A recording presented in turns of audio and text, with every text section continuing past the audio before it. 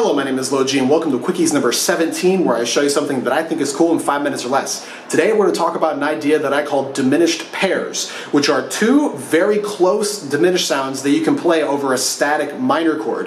One of them will pull your ear away from the chord you're on, and then the other one will pull your ear back towards the chord you're on. So it's almost like you're playing like a mini progression in the midst of your lead, and this is all over just one single chord. So let's go over what both of these diminished chords are.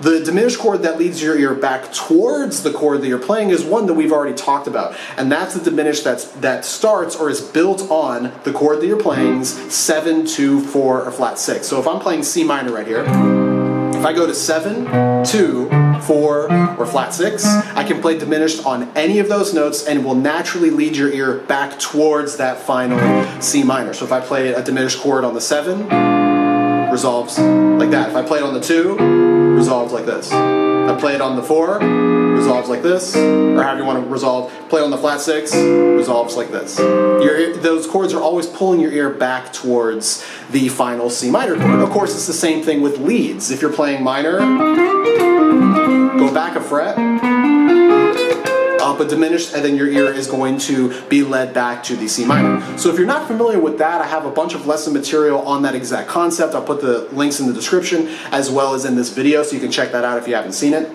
Then the other diminished sound that pulls your ear away from the minor chord, the C minor that you're on, is actually even easier to locate because it's mostly built on the chord you're playing. So if you're playing C minor, you can start this idea on the root, on C minor. So it's going to feel like you're playing C diminished, right? So that sound would be starting on the root, the flat 3, the flat 5, or the natural 6. Which is kind of cool because you're probably already playing all of those notes anyway. If you're playing C minor, you're definitely probably playing the root.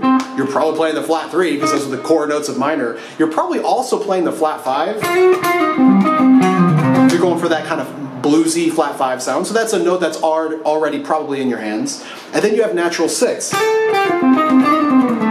That note right there, that is a note that naturally lives over like a static minor chord, as though you're playing like a 2 chord. That's the color note for a 2 chord. Most people would call that Dorian. It's not really terms that I use, but that's pretty much what it is. Natural 6 built off of the 2. You're probably already playing those notes. So now you can target those notes knowing that you can play diminished, a normal diminished arpeggio, diminished chord, whatever, on any of those notes, and that will lead your ear away from the C minor that you're playing.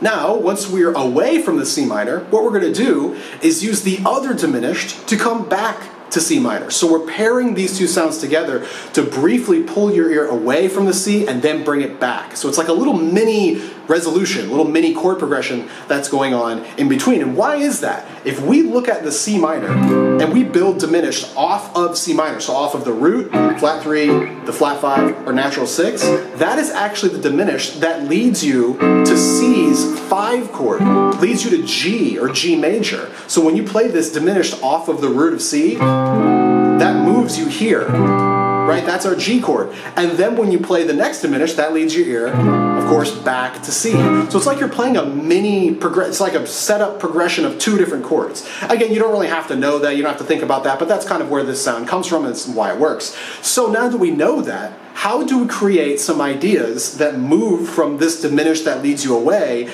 into the diminished that leads you towards the chord you're on? It's unbelievably simple because the diminished that leads your ear away from the C, for an example, can be built off the root.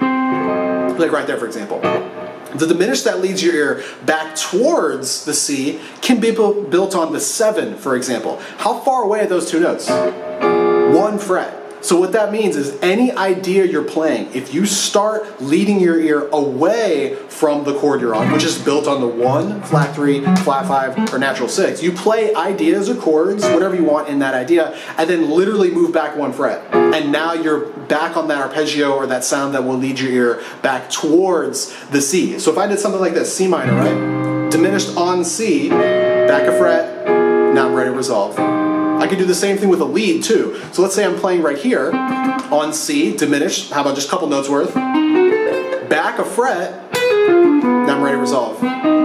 Right? It's that easy to do. And of course you can figure out all the other combinations, like you could move back a fret, but you can also move up 2 frets, because because that will take you to the same diminished, right? Because that's how diminished always works, just 3 frets apart. A lot of stuff you can do with this, and it will sound very colorful because you're kind of, again, briefly pulling your ear away from the normal minor chord you're on, and then pulling your ear back towards that minor chord. So let's go over a couple really, really easy ones that you can play.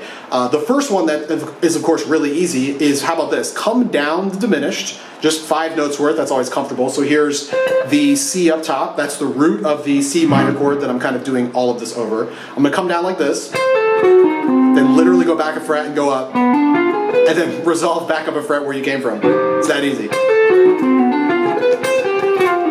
Really, really simple. So that's a very like vanilla, normal version of it. But let's try something a little bit more fancy. So here's C. I'm going to target this note again. I'm going to start on the flat 7, walk chromatic up to the C, then go to flat 3, chromatic up to flat 5. That's where we'll start the first diminished. Like that. And then I'm going to come down 5 notes worth again, back a fret, up 5 notes worth, resolve. So that's something like this. Really cool sound, and again, because of the nature of diminished, I can start this right here, or I can go back 3 frets, do the same thing. The only thing you have to remember is how these shapes will resolve. They won't always resolve in the same way. Like right there, I could move up a fret from my final note and that would resolve. It's not always going to be like that. You have to let your ear and your knowledge of the fretboard kind of guide you through this process. Here's another one that's very simple, very easy to play. So let's say I'm on my root right here. I'm going to start on one of the locations, the natural 6, for my diminished that leads your ear away from the C. Watch this. I'm going to go up 5 notes worth right here, same normal generic shape. Now I'm simply going to drop down a string from where I started, played the diminished right there. And that is technically now back a fret, because I'm starting on the 6, leading your ear away, and now I'm starting on the 2, leading your ear back towards, resolving like that. And of course you can do this on the root right here, it's going to work the same way. Really, really simple. It's like these shapes are, and diminished, by the way, there aren't that many permutations of a normal diminished arpeggio, so once you have a couple, you can go crazy with this stuff, and connecting them is so easy because you're just moving back a fret, right? That's all you're really doing. So let's try another one that's a little bigger, kind of moving from more strings. I'm going to start down here on the root. I'm going to go up 5 notes worth, again, same idea. Now instead of just moving back a fret and starting over, I'm going to do a little passing tone. Then up into the back of fret, the arpeggio that leads your ear towards the C. So it looks like this, up, the arpeggio that leads your ear away, passing tone, now in the arpeggio that leads your ear towards, right?